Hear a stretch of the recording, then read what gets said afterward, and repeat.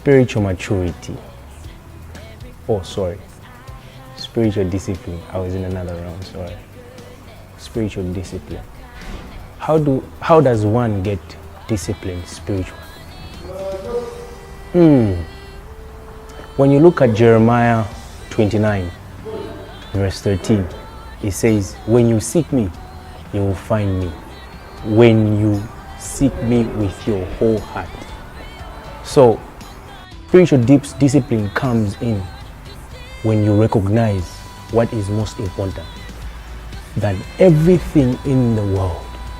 When you recognize what is the most important thing, then spiritual discipline comes in. What do I mean? You can have a lot of things in your angles, but the first thing that you must do if you want to grow spiritually is just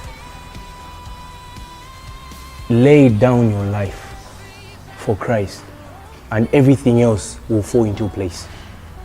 If you give everything in God's hands, you understand that I ought to pray when I don't feel like. I ought to push because my life depends upon it. Mind you, we ought to remember also that God himself has no enemy. He is perfect in all. He has no enemy, he has no rival, because there's no one who can be compared to him. But we, as believers, as we are young, we have enemies, those that don't want us to grow spiritually. So, on spiritual maturity, discipline,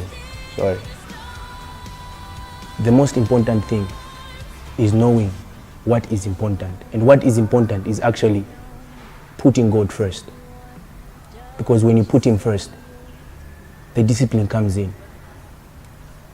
Murshan Mkwai, Shinalian Dinero Crispin Mbewe, Lombe, Yolik TV.